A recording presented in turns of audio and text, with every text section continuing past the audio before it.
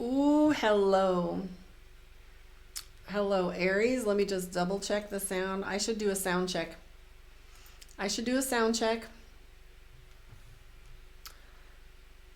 Yes. Okay, so this is round two. This is Aries reboot.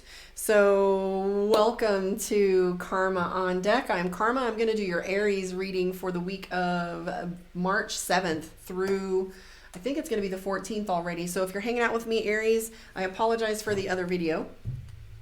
I had gotten it started and we had sound check problems and etc. And then I started to go ahead and jump in and do a Q&A instead of an Aries reading. So let's get to Aries and let's see what's going on for that sign this week. Hello, Batman. Marvel Girl, are you still here? There you are. Testing. Sound is good. Hi, Diana. If you guys want to hang out with me for the next two readings, I am going to do Aries. And then after that, I will be doing Taurus. And then I'll go ahead and jump on and do a Q&A question, Q&A session for you guys. If you want to do, just for the sake of letting you guys know in full disclosure, tomorrow night, 7 p.m. Mountain Standard Time, I am going to do a tarot class. So if you're interested in that, I am going to put my email into here.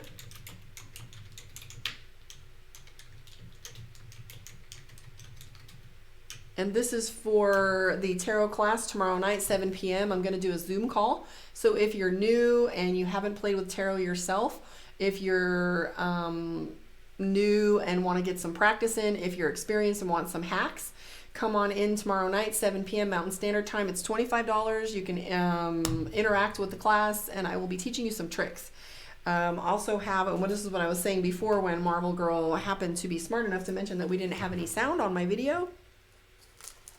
I do have, if you have any experience with astrology at all, we do have some tricks and stuff where it'll tell you what signs correlate to what cards. So Aries, Mars, Taurus, Venus, etc. And we'll have some tricks, you know, the Hermit's a Virgo. I'll let you know what signs correlate to your astrological aspects so that you can have a little heads up in that. So if you want to participate tomorrow night, hit me up on that email and I will get you signed up, and you can just go ahead and do PayPal. It's only $25. So let's get a look in here and see what's going on for Aries for the week of March 7th. First thing that comes up is the Hierophant. Then we have the Seven of Coins, Judgment, which is a little tension, Justice. Boy, you have Judgment and Justice. So here's the thing that goes on with Judgment and Justice. So Judgment is an action, Justin is a thought process. So if you have consequences that are coming for some situations that may be in play, Justice is already in motion. So this is your background. The energy is definitely feeling stressed out, a little tension. I know personally. And there she is. So I am feeling like things are definitely shifting with that energy. Things are going to be moving a little quickly for you here with the Eight of Wands. We do have the Hierophant. So that means that you're taking the lesson from the experience and not just feeling victim mode. Victim mode's the Tower card. That's a tornado that hits your house. There's really not much you can do about that. However, this is a teaching moment. So if you're extracting the lesson, then you'll have an ability to actually utilize it. And there is the Tower card. So these are events that might be out of your control. It never fails. If I talk about a card, it shows up. I should just start keeping on with it and just say when we see the Tower card. So if some events are coming in that are hitting your household, making you feel like things are a little bit wonky and out of whack, I always say Mercury retrograde can be the great leveler. And what I mean by that is oftentimes when we have these experiences that go on with Mercury retrograde, I was just talking before I realized I had no sound. If you guys have had the Ghost of Christmas Past, that I called the Mercury retrograde exes that come back, your Ghost of Christmas Past. I had somebody show up on my phone, call me literally. He had popped in my head for 2 days, and sure as shit, last night, 11 o'clock at night, he calls me and he's like, oh, hey girl. You know, it's just that whole energy, the Mercury retrograde, bringing things up, stirring up feelings from the past, stirring up all of that. And if it's in any of it's coming back to haunt you, just remember, just like in a hurricane, just like in a natural disaster, go where your strongholds are. So when the house is shaking and you get in the bathtub or you get under the archway to keep yourself safe, just remember Mercury also does play that role to show you where your strengths are and shows you where your foundation is. So you have the Tower card, right? And that's your great leveler. It moves parts that you normally wouldn't have moved. I always talk about Mercury retrograde. Sometimes if you don't talk about things that come up, Mercury will expose it. If you're not moving, Mercury will move you. It's definitely the great leveler. It's where the rubber meets the road. However, if you're feeling all of these emotions right now, I will tell you that we have the Nine of Cups. Celebration is coming your way. You do have the Lover's card, which is a little bit of interplay and dynamics. We do have the Ace of Cups, which is fulfillment. You have the Six of Wands. It's very hard in crisis or when things are feeling a little wacky, upside down, for you to see the lesson in it, but you definitely are looking for the lesson. I do see a surplus of money coming your way. Right now, Aries doesn't know how to find their voice. So if you're finding it difficult to speak your piece, if you're finding it difficult to say what's really on your mind, that's okay. However, because we have here the Nine of Swords, that's like feeling like a ghost, like your voice isn't being heard no matter what you say. But you do have the Lover's card here, and the Lover's card is always see, and I was doing a lesson today with the on tarot. I did an 1.5-hour lesson for tarot, and she said, you always talk about cards being very different than what most people will teach you. And I said, well, what's true is they behave a certain way, and as they show up, I always see the Lover's card being like a dynamic or a tango. It's never the beautiful dance. It's always the power struggle. So if you're feeling like you have a power struggle, and a lot of Lover's cards will have the sword in the middle, which means you have a dichotomy or a decision to make. So you have the Lover's card next to the Ace of Cups, next to the Knight of Wands. So you're feeling a little brand new. You might be feeling a little rubbed raw. But I do see this beautiful dichotomy for you. So as bad as it gets, as good as it gets right now. Your cards are split down the middle. There's no split decisions, but you're going to have as many highs as you are lows this upcoming week. So I wouldn't be too caught up in those moments. You just got to ride the roller coaster right now. I do feel as if your schedule's going to be picking up. You have the Eight of Wands. That means things, the pace picking up, going a little crazy. Seven of Swords, you can trust that the tension is going to break. And like, I think it's Maya Angelou that said every storm runs out of rain eventually. So just hold on tight. And the other thing to remember is you don't get off the roller coaster in the middle of the ride. That'll kill you. So just kind of ride it out. Only other thing to mention is you have the three-headed dragon in the Judgment card, and that's tension. But that's all about to break here with the Seven of Swords, probably around Wednesday. I'm not great with timelines. However, that's how that one feels. Let's pull some cards for you from the Mystic Dreamer. And let's take a look at, this is what I've been calling, or I've been taken to calling this your moon reading. So this is the Aries moon, how you think, how you feel, and how you process your emotions. So let's take a look and see what my Aries moon feelings are.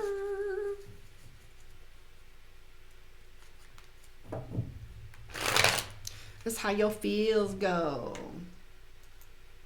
So if anybody else has been feeling this Mercury retrograde, I've been calling this Mercury the However, everybody gets a consistency. It's interesting that when I do a reading and I go from your general spread to your moon reading, you always have a congruency. There will be a couple cards that's your main theme. So your main theme for the week is the Tower card. The Tower card's coming up and everything's going to feel shaken up a little bit. You've got the Hangman there. So if you're feeling a little stuck and frustrated, I would breathe through it, because you have the Hangman. The Eight of Cups is telling me that you feel like walking away from some situations and throwing in the towel.